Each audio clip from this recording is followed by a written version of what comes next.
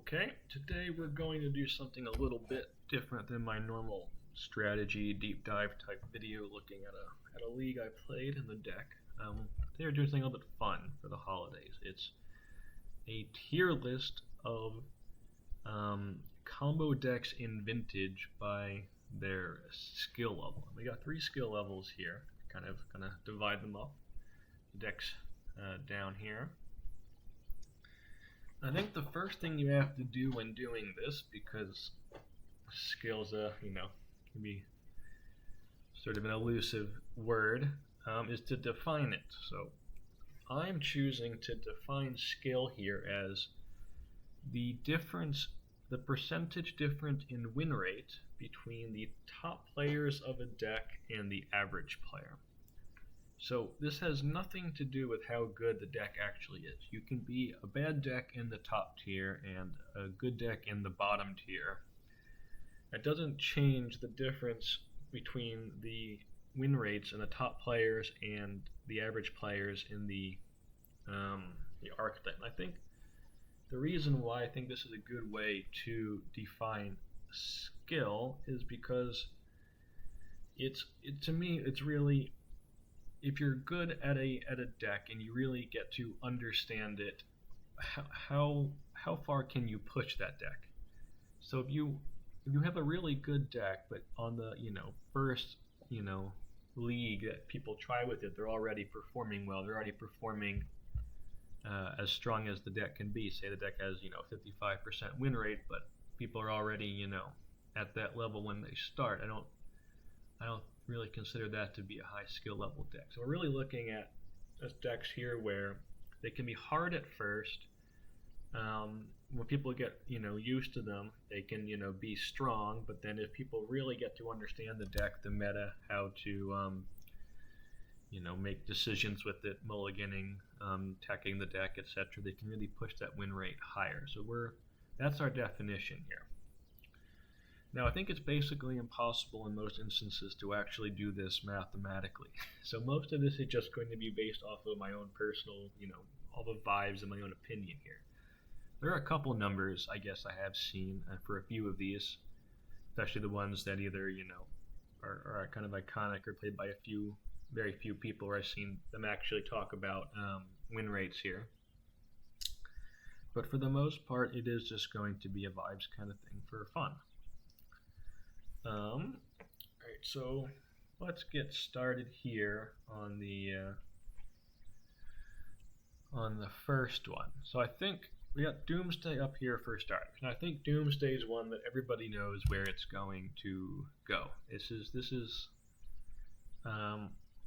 pretty iconically, regarded as one of the, tougher decks in Vintage. Now, obviously the deck can just go turn 1 Dark Writ, Doomsday, cycle a Street Wraith to get the Black Lotus you put on top, play the Preordainer Ponder in your hand, and win turn 1, and maybe even with Forceful backup or something like that.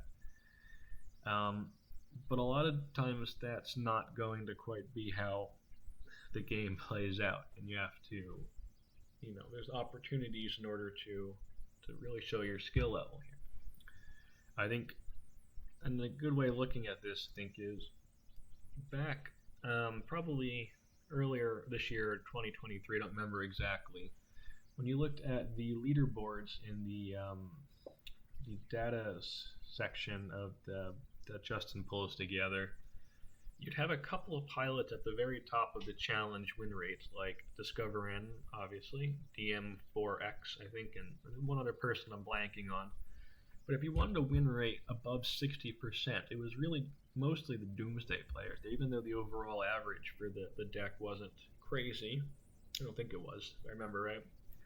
But there were really some top players here who were pushing the limits, and if you wanted to perform well with the deck way above what's considered acceptable, in Magic, where you usually have a 55% threshold for Wizards, thinking they have to step in and do something, just based on power level there.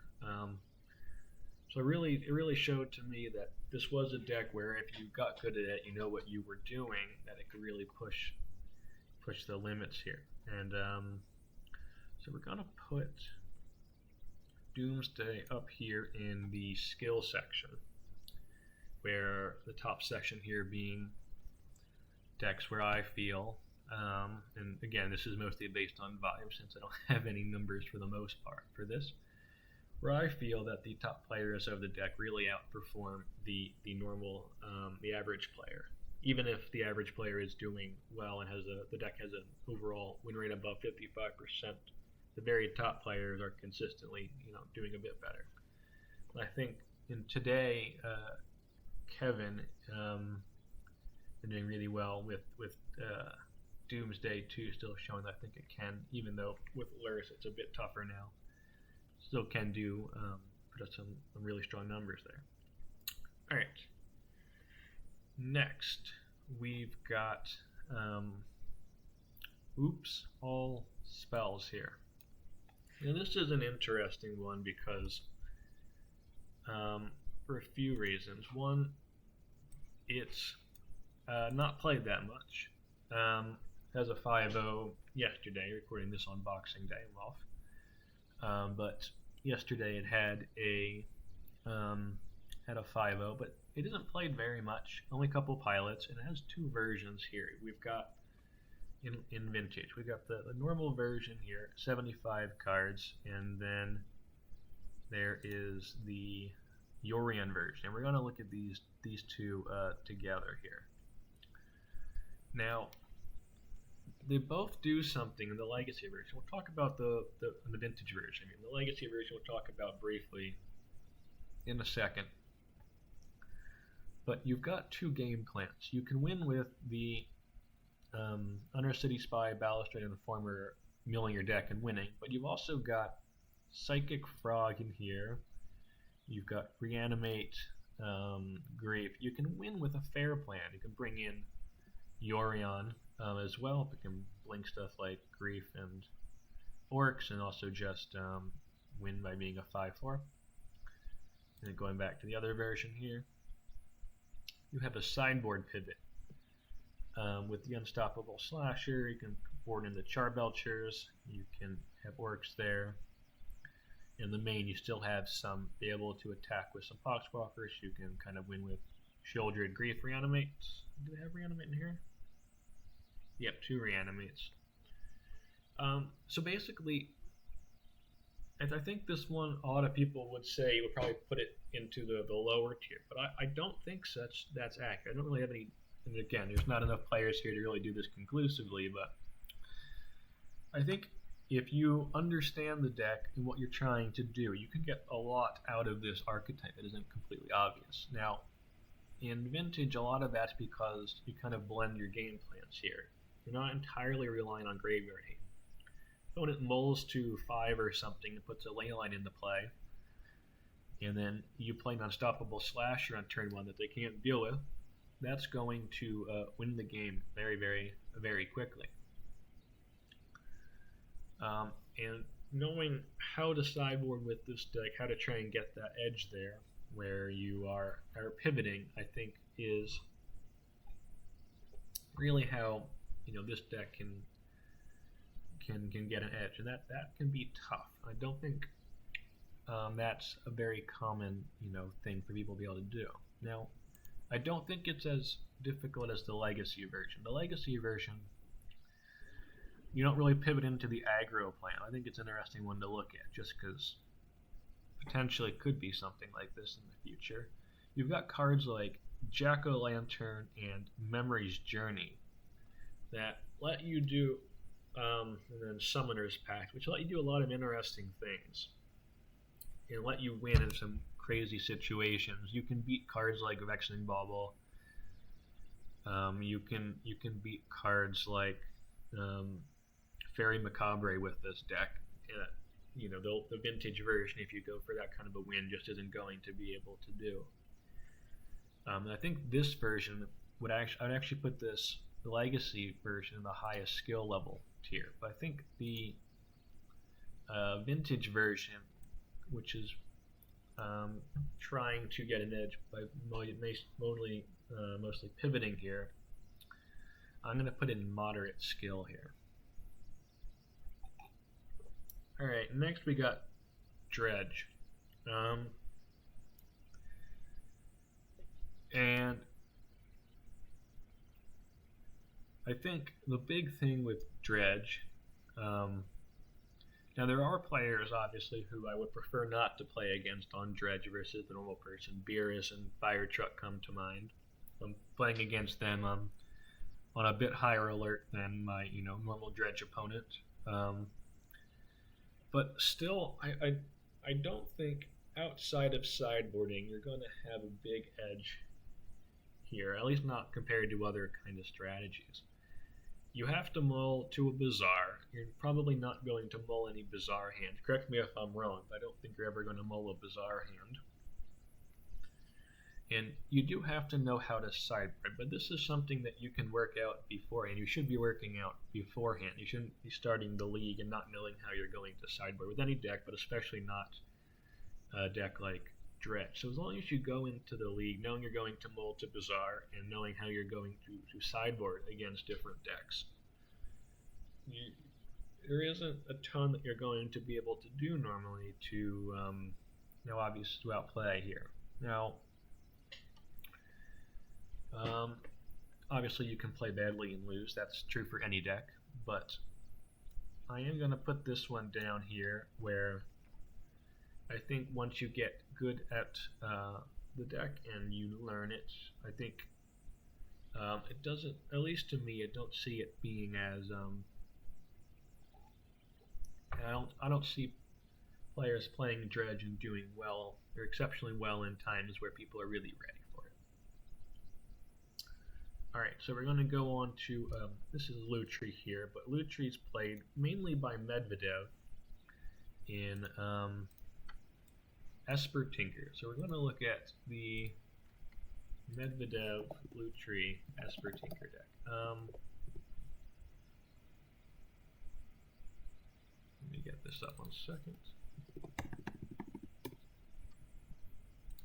And now, an interesting one for Lutri is we do actually have numbers for this. Medvedev posted that since going back to Lutri, he's converted 80% of his top 8s recently with this deck, which I think is pretty impressive.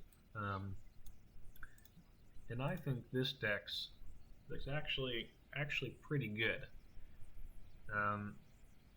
Right now, Lurrus is legal, and probably will be for the foreseeable future. I don't think there's a ton of reason to be playing the Lutri now. Obviously, the big difference here is that you can play Bolas's Citadel in Lutri, you can't in Lurrus, but I think most people would agree that Lurrus is just a stronger companion here. But if you are going to play Esper Tinker, this seems like a very fine way to do it for me. Medvedev's been really putting up some really strong results here. But I do think this deck's quite hard. Now, obviously, you have a bunch of different singletons here, and a lot of them overlap, so it's not like it's completely inconsistent. You've got a lot of cards that do the same thing. You've got various tutors. You've got things like Force of Will and Force of Negation in the main. A lot of cards are doing similar things and that you would in normal Esper Tinker deck, and obviously a lot of cards are just restricted anyway because this is vintage. But this isn't a deck that I've seen many people play, and Medvedev though has put up some really strong results with it. So we can't really compare this to the average because there isn't really much of an average out there. But if you compare just the normal Esper Tinker, which we will come on to later in here, but it is doing strong. There really is not enough data, but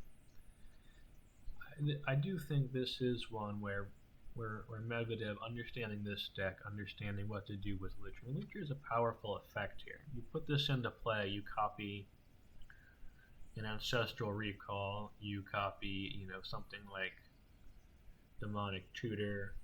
These kind of cards, that's an extremely powerful turn, and understanding when to do that. I think really, and what cards you really should be, doubling is interesting here. I think a lot of people look at Lutri and they'll think it's a meme. but the results, at least Medvedev's results, show it's really not a meme. At least in my opinion here. So I am going to put Lutri up here in the top tier. Alright. Next we've got Lurrus, and this is a combo, so this is going to be a stand-in for Lurrus PO and Lurrus Breach, which are the two big Lurrus combo decks. Lurrus PO has been doing really well recently.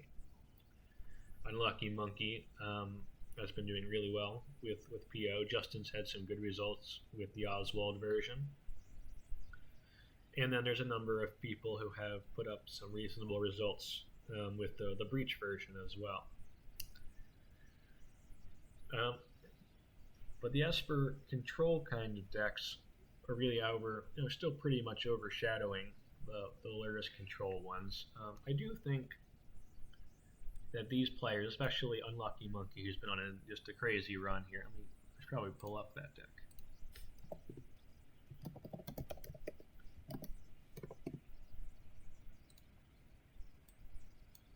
Take a look here at Unlucky Monkey's results. 27th, but then first is all Lurrus PO here. First, 12th, 4th, 17, 1st, 3rd, 1st. I mean, that's, what are these here? 2nd, 3rd. I mean, that's just, sometimes you are just gonna, this is vintage. Sometimes you are just gonna run into someone who had a stronger start than you. Things aren't gonna go your way, but I mean, really, really, really strong results there. But the deck's overall pretty strong. So, I mean, these results are good, but you can put up these kind of numbers or similar, or people have, just by playing regular Lurrus PO, regular Lurrus decks well. I'm not sure that's fair to do that as a comparison, but it's kind of how I'm looking at it. So I'm going to put this one in the moderate skill. I mean, I think you can definitely overperform with this deck if you get good at it. I think Unlucky Monkey and some of Justin's results have shown that. Well, as a few other pilots who were playing that. I think that one's good. Alright, next we got Oath. For me, Oath looks like it did really well at 2023 Eternal Weekend, and I think a lot of the reason that happened was because the main Lurrus was big at that time, but the main Lurrus deck was blue-black with no Containment Priest. Now, Esper, either PO or Esper Control with 4 Containment Priests are combo or control, but the 4 Containment Priests is common. Mono White Initiative has extra tools now to be able to deal with Oath. Esper and Mono White's a very popular deck, even when it's not doing amazingly, and right now it's doing pretty well, and it's popular. And I think it's not getting a lot of free wins now. And I think that's really hurting the deck. And there isn't really anybody out there that I can see that's sitting there. And to be clear, we're talking about the show and tell, the popular show and tell version of Oath here, not the controlling version. There is a Pyrogoy version over here, but it's a very fringe play. It's a very different deck. But the main one here is the show and tell Oath version. I don't really see anybody, at least from what I can tell, that's really overperforming here with Oath when Oath is doing badly. Sometimes Oath is well positioned and does well, and sometimes people are playing a lot of Esper Lurrus, a lot of Mono White Initiative with those cards. That is a lot of Jewel. It struggles against Jewel as well, especially if it's not prepared for it. You need null rods and stuff like that. I don't see this deck performing well by anyone really, or anyone really playing it when it's not doing amazingly now. I think one caveat there is the Brian Koval-Bosch role winning the Black Lotus earlier this year, when this deck was by and large not considered to be amazing, but I think a lot of that comes down to Brian's ability to win tournaments with means that aren't necessarily just playing the cards in front of them. Had a couple instances even on screen where he probably should have just lost and the opponent really messed up. So I am going to put this one down here. for those reasons. All right, now we've got Flesh Raker Shops. Now this is the new one. The person that comes to mind playing this deck is Trophy Leader CRK. He's done really, really well with this, and I don't remember the numbers exactly, but has posted some results in the Vintage Discord there about this deck and how they've done, and they've done really exceptionally with this deck and innovating, and other people that are playing it too. In the Vintage Discord, or that I've seen results pop up on. I don't think this deck is on many people's radar still. Really, it's kind of fringe played. It's played by a few people. It's put up really good results in the hands of people that are, playing it, at least recently. But I think this one is very high skill level. There have been a lot of innovation recently too with it. The Scrawling Crawler coming here, and Scrawling Crawler is a card that lets you, whenever an opponent draws a card, they lose a life. So it works through the ring protection, unlike Orcish Bowmaster, which is huge, and still triggers even under like a Vault Key lock. So if you get an opponent down to a couple of life, they can still lose. They draw a bunch of cards with their ring, they're still taking damage here, and there's that gives a lot of reach to the deck. Something that Sphere Shops decks of old haven't really had, and this deck is pretty light on the prison pieces here. The versions recently I've seen have a lot of them have dropped Sphere, and I've been playing this more like a combo deck. The core of the deck here is you've got Flesh Raker, the ring, and 4 tops. You have 2 tops and a Flesh Raker that just goes infinite to kill your opponent, or one of them can be a Mystic Forge, because you can draw with the top, play it off a Mystic Forge, get a spawn, play it again, that'll win. You've got Crawler to beat down. You can just swing with these cards, so it has a reasonable clock too. But yeah, I think from what I can see, the top players of this deck really are outperforming the expectations for colorless Sphere Shop style decks at this point. So I'm going to put that one up here. Now the next one is Jewel. No, the next one is Tinker. Okay. So we talked about Lutri Tinker already. This is just a traditional Esper Tinker deck. You're playing 4 Force of Will in this one, but a lot of it's the same. You're still playing the tutors to get Tinker Citadel. Some of these versions will have Mentors. Some are going to have 4 White Plume Adventures, the more initiative Tinker style deck. And I think this one, I don't think this one is as, we're really seeing as much of a disparity as the Lutri deck between the top pilot, or in this case just Medvedev and everybody else. The Tinker decks have been good for a long time. Before Luris, these really broke out here with Lord of the Rings. Esper Tinker was a really big deck, as I'm sure people watching this video would know. I think it can do really well. I don't think, and to be clear, this is not Tinker Breach. We're going to do Tinker Breach here. This is more just the Esper Tinker with the Grixis Tinker without Breach style deck. I think you can overperform a bit. I think there definitely is an element here where you can tech for the meta things. The true hero who really pioneered this version of this deck, I see him working recently on a Esper Tinker here version and doing well with it when it's not a super common deck.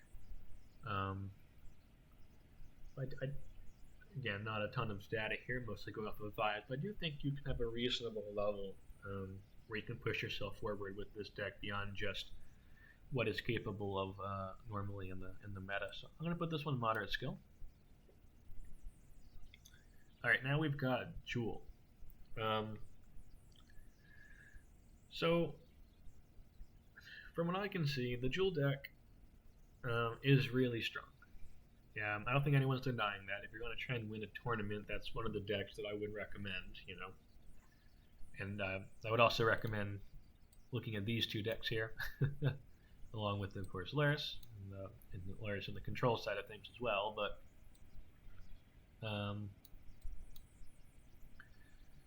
so no one's denying its power level here, but for the most part, you're going to mull to a powerful hand, especially now with the Saga gone. You don't really have your backup plan, at least game one.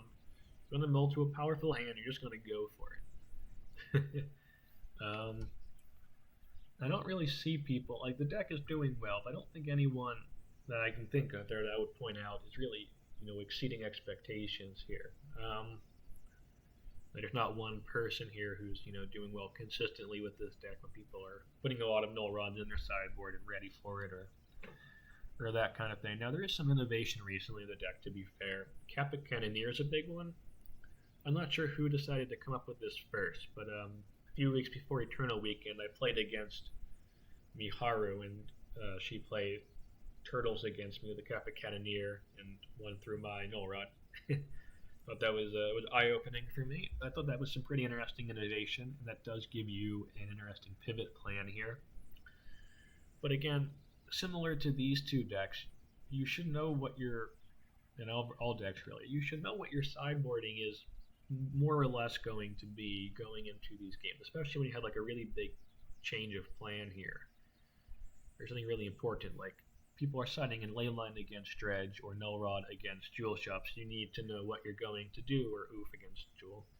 You need to know what you're going to do against these decks and what your plan is, and then you need to stick with it to the best of your ability here with mulligans and sideboarding and whatnot. I don't see people really outperforming the deck. Now, the deck is already just strong, but I don't see anyone really exceeding expectation here. Correct me if I'm wrong down in the comments, but from my view, that one goes down here. And that you need to know how you're going to sideboard for the deck, need some level of understanding of the mulligans here to understand what hands are good and what hands are not worth it. But after that, I think you're hoping to line up well against the opponent there. Alright, now we've got the Tinker Breach. This is the Grixis Tinker Breach deck from True Hero. And this other deck that is just good. So I think, it's a reasonable, if you're going to try and win a tournament or want to play, some serious Magic here, it's a good choice. It's got Tinker Breach, another one that's maybe not quite as common here, so let's bring this deck up.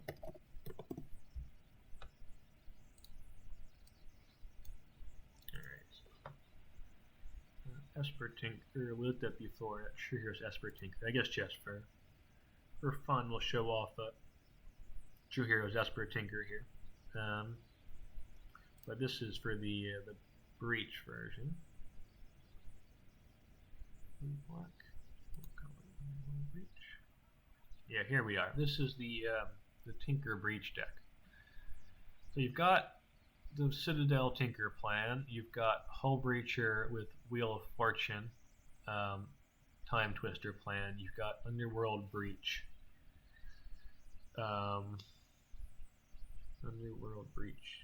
Lotus Petal, Black Lotus combo.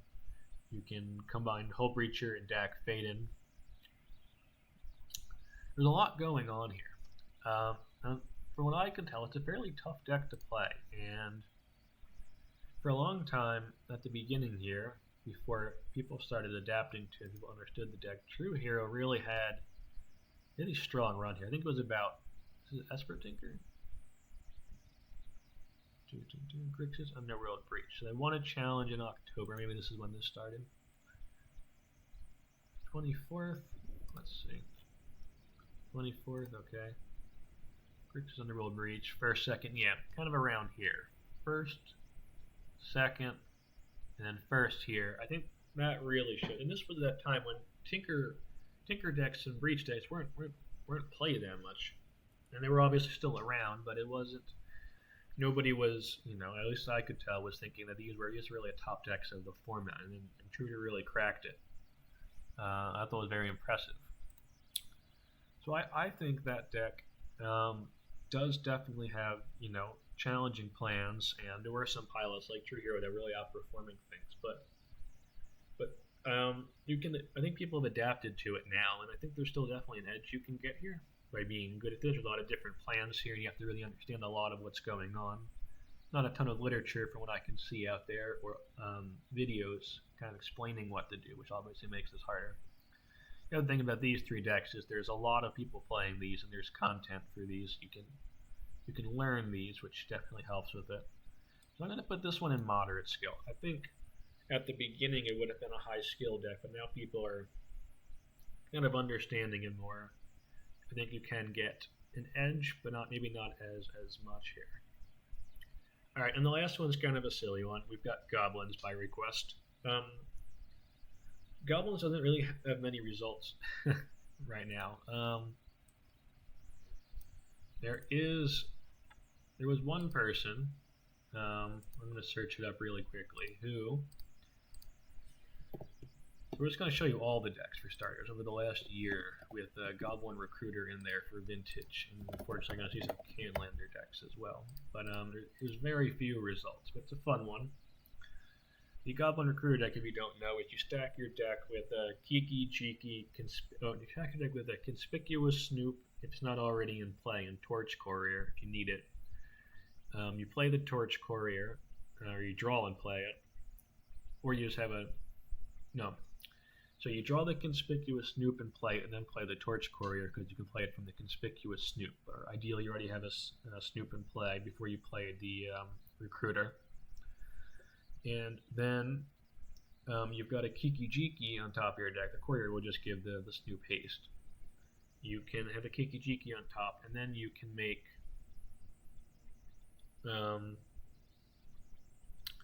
a bunch of different copies of it. Then you copy the Recruiter that puts a Mog Fanatic or the 3 and a black version that pings your opponent, Sling Gang Lieutenant, to win there. So it's an interesting one that you might not have known. But there's this Robin Manus did actually really well with this deck. So not very many results here with the last year. Goblins had a bit of a resurgence when we had Sticker Goblin, but that's gone now. It's a no power deck, 5/4 finish, really impressive. A no power deck here, but you've got the core aspects here. You've got the Torch Courier, the Conspicuous Snoop, Goblin Recruiter, Kiki Jiki to copy, and then you've got how do you actually win? Mog Mob. Ah, that's interesting. Yeah, instead of Mog Fanatic or the Sling Gang Lieutenant, you can also put Mog Mob on top afterwards, and then Conspicuous Snoop gets the Mog Mob, all the copies of Conspicuous Snoop.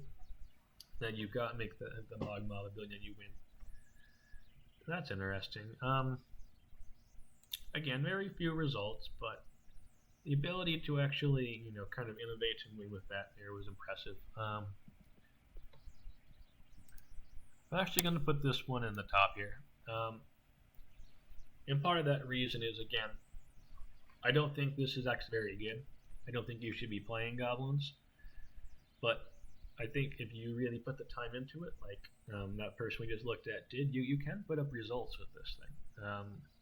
The other thing is Orcish Bowmaster is a very popular card. Goblin Recruiter is an X1, and that's an extra problem here. So I would not recommend playing it, but I think if you are willing to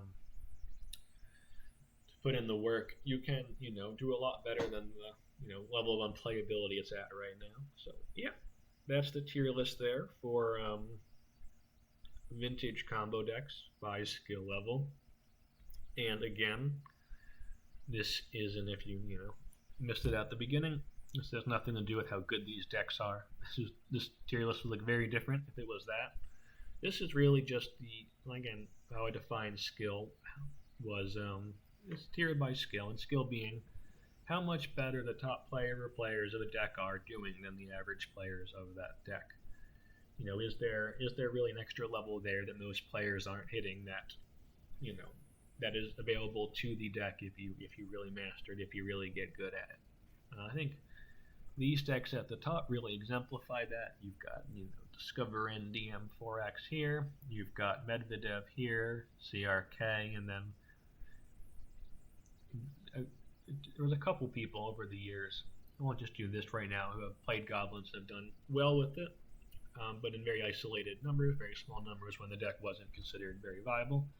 I think you can also do that with goblins, even if that one might be a bit more controversial. And moderate skill here, I definitely think if you play some of these decks well, you can definitely get an edge above what the average win rate is for the deck. I think top pilots here like True Hero, like Unlucky Monkey, and then a couple people on the oops side of things who are doing well. You can definitely get an edge there.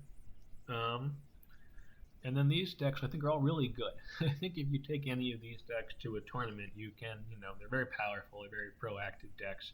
You can do well. But I'm just not convinced that once you get, reasonably comfortable with these decks, you know how to sideboard. You're really going to be able to push the deck a lot further, at least in my opinion. So if you disagree with me, please do put down in the comments here. I'm very curious what other people think about this. This was, I don't know, just kind of a fun exercise that I put together that was based on the silly comments in a Discord that I ran away with there. So happy for you to disagree with me. Tell me I'm an idiot here. What I'm talking about. It's hard to hurt my feelings, so don't worry about that. But yeah, put any ideas you've got or things you do differently in this tier list. Let me know. Bye.